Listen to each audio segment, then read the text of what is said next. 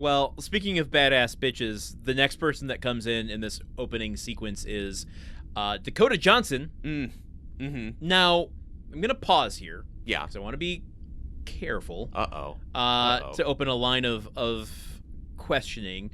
But how do you generally feel about Dakota Johnson? When you phrase it that way, it's like you think that I'm going to go on some unhinged men's rights activist rant or something like that. What do you think I'm going to say?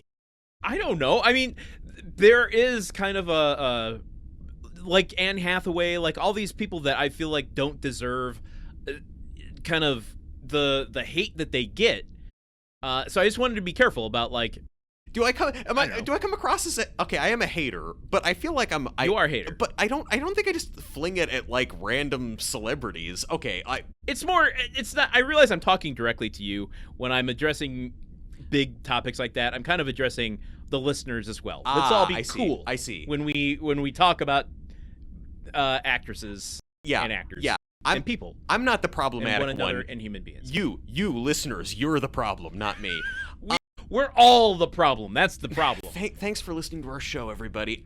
So I like Dakota Johnson. I wouldn't say I think she's necessarily the greatest actress, but I think I usually enjoy her in what I see her in. I think it's kind of the same way I feel about Allison Williams, who was on Girls and in Megan.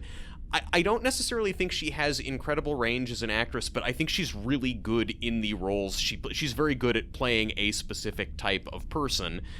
And so Dakota Johnson, I mean, look, her most important role for me was that 5-minute clip of her on Ellen DeGeneres ending Ellen's career, which I watched in preparation for this because I was trying to come up with something about how like, yes, Dakota Johnson has taken down multiple dangerous cult leaders.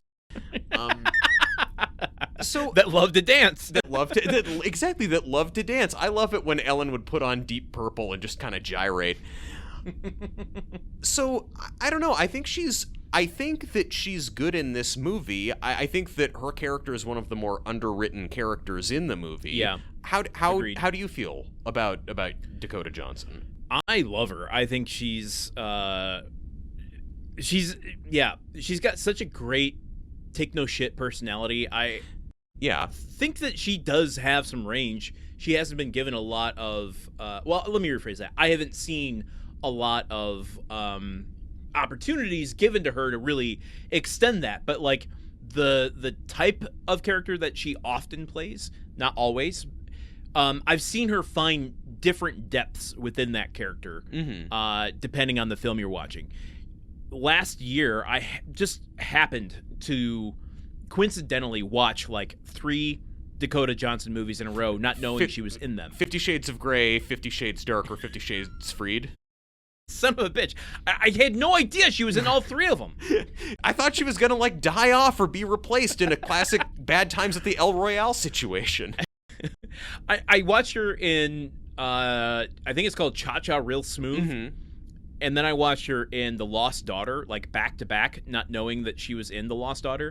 And she plays a really complicated character in The Lost Daughter. Yeah. That one really sold me on like, oh, I fucking love Dakota Johnson. Okay. She brings a great energy to her movies. I think off screen she's got a good like, this industry fucking sucks, man. It sucks to be an actor right now. Things could be so much better. Why isn't it? And also, Ellen, you fucking suck a little bit. A lot of it. Yeah. I agree. I think respect her sort of not giving a shit attitude about like, yeah, Madam Web sucked. Of course, I was paid to be in the movie, so I did it. Like I appreciate that.